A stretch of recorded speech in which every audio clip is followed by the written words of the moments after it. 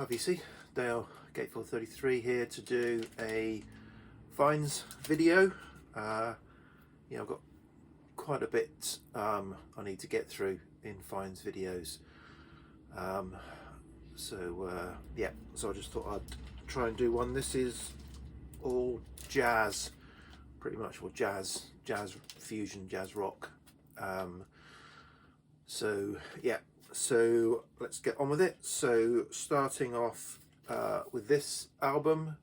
So this is Mike Gibbs revisiting Tanglewood 63, the early tapes. So this is a Jazz in Britain release. I've been kind of following Jazz in Britain's Bandcamp site for the last year or so and picking up the odd thing. Mainly kind of Ian Carr, Don Rendell related stuff, but I thought I'd go on this. It's if you subscribe to the site, it's a bit frustrating. I think John Baggy Hi-Fi mentioned this.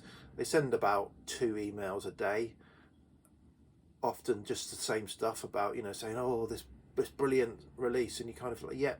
So each release they probably email you 20-30 times about it before it comes out, and it's just like, I know, thank you, I've seen it, you don't need to keep telling me. But obviously if you unsubscribe you get nothing, so it's a bit of a sort of dilemma. But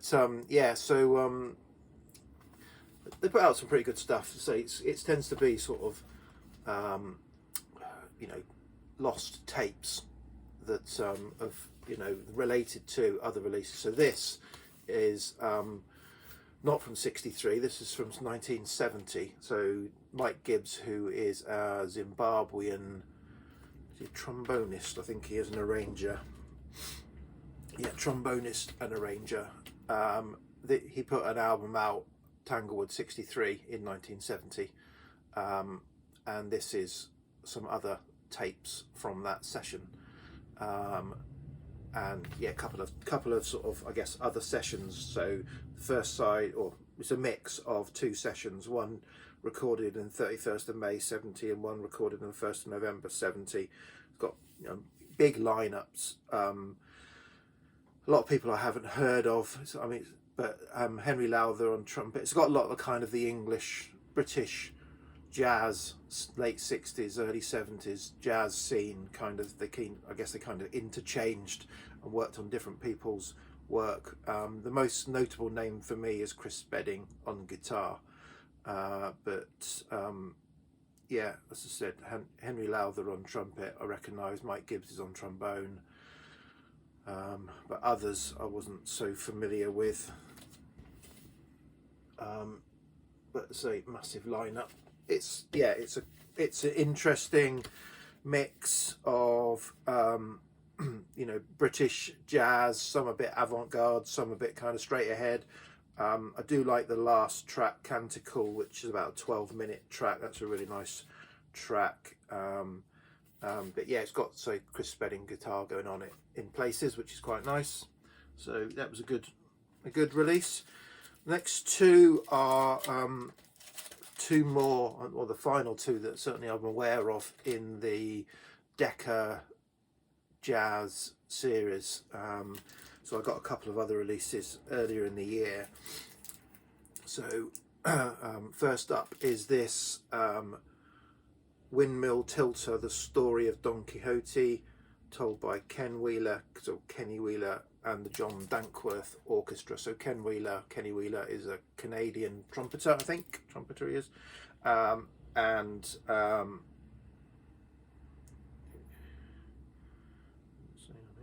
What he's doing, I thought he is, but I think he's arranged and orchestrated this. And this has got, again, John McLaughlin on guitar, John Spooner on drums, Henry Lowther again, Mike Gibbs again, John Dankworth, Dick Hart. So a lot of the British jazz scene. This is from the sort of Lansdowne tapes, I think they are. Really good. So John McLaughlin only kind of really features on one of the tracks prominently that I could hear. but yeah, it's a really good mix of British jazz. As is this. This I was more familiar with because I've had it on CD for about 5 or 6 years. This is the New Jazz Orchestra, Le Déjeuner sur l'herbe, that famous picture, which I think also kind of paid homage to in Bow Wow Wow's album, rather controversially. But yeah, this is again another great, and these are great pressings. So I mean, I'll read the blurb: presenting one of the most distinctive British jazz albums ever made, vinyl audio remastered and cut from the original master tapes by Gearbox Records, 180 gram optimal pressing, and then obviously 12 by 12 insert, and you get a high res download with it as well. So really good pressings. They come in these. That's just how they come, and I haven't found a way of getting the hype sticker off, so I've kind of left them like this. I don't like these sticky flip back things at all, but I've left them like this for now. But they're a little bit flimsy, so they might not last. They might rip at some point on the shelves. So this has famously got Jack Bruce on bass, and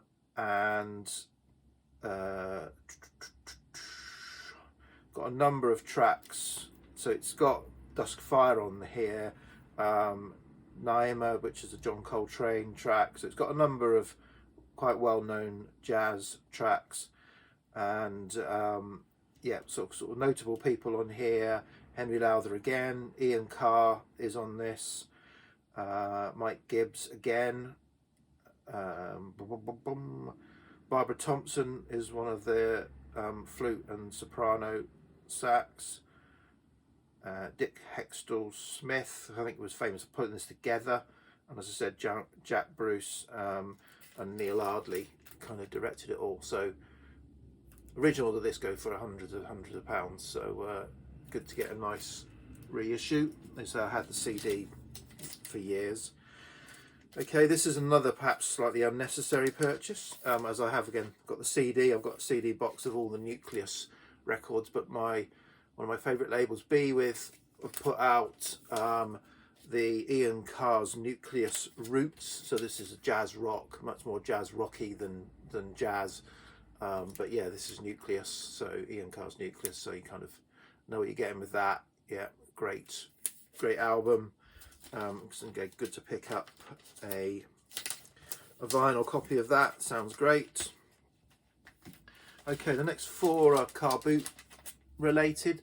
So the guy I got some records off a month or 2 ago phoned me up a couple of weeks ago and said he had another box of records that he'd sorted out. I think it's probably the last box of albums he's got with jazz. So I said, okay, I'll have a look. I bought them off him. I paid a little bit over the odds. Well, I paid quite a fair price for them, but a lot of it was those new. I think there was De Agostino.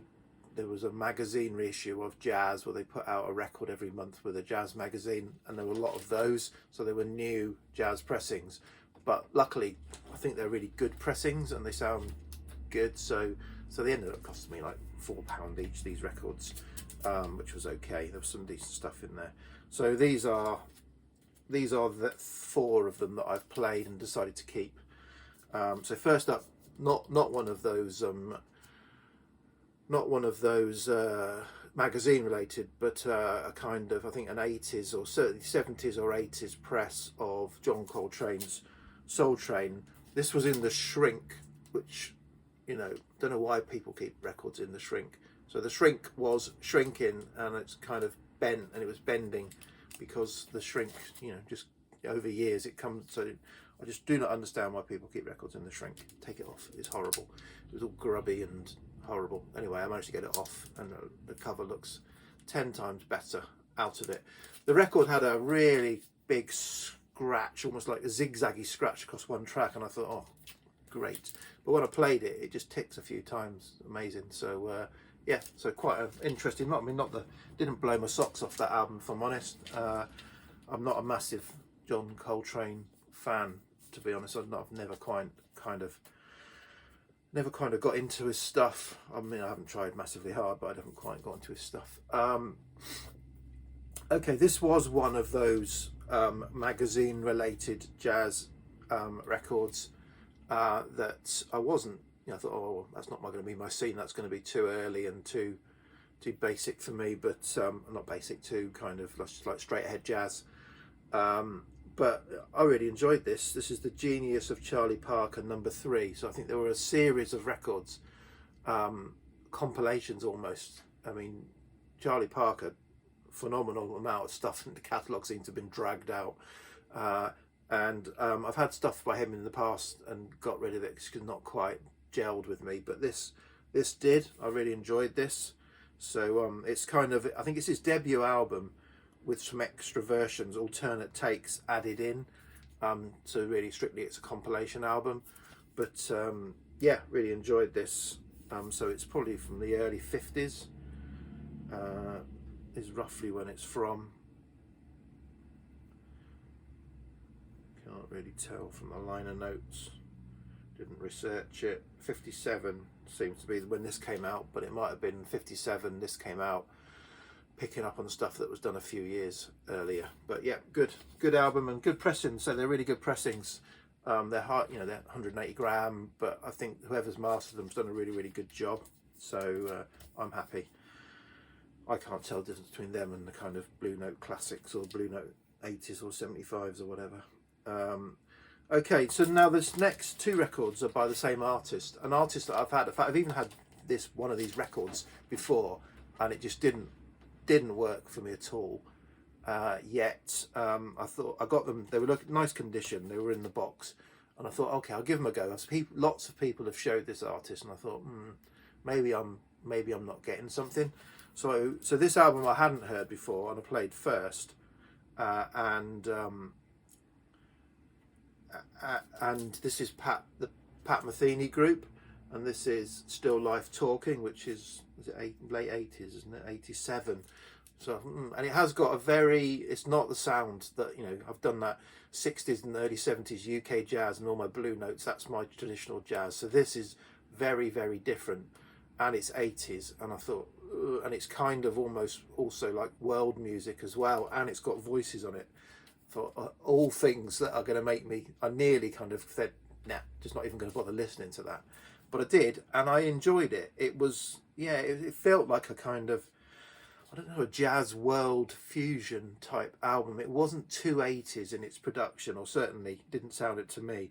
And the voices, luckily for me, they were wordless vocals. So I'm not a big jazz vocal, you know, sort of not really into jazz vocal particularly, but I don't mind wordless vocals. So that luckily, they sounded really good. So I really enjoyed this. Say it was maybe a bit of a novelty. I don't know, but I'm you know, I need to give it a few more spins. But yeah, I was pleasantly surprised by this, which meant that this album I've previously had, not liked, sold, and then there was a really lovely copy of this live album, Pat Metheny Group Travels, on ECM double album, which puts me off because it's, you know, 96-minute double album, and I thought, but I played it in two sort of two sessions. I played each album, each disc as an album. I wasn't going to sit down and listen to 96 minutes of it, but certainly I enjoyed this. It's got the similar sort of lineup. It's got some vocals on it as well, but again, wordless vocals, and it's pretty good. It's pretty good. So for now, these are keepers. So yeah. So there's a few jazz albums. I've still got some stuff in there. The Vinyl Diet seems to be not working too well. It's working okay, but it's not working that well. So I've got a bit more space in the inbox, but I still need to work on it. And, you know, listen to these more to get them out and to get them videoed and filed away. Anyway, I'm still waffling down. Get on with it. I might come out with another video soon. I need to do my Lost in the Collection for November. Okay, cheers. Bye.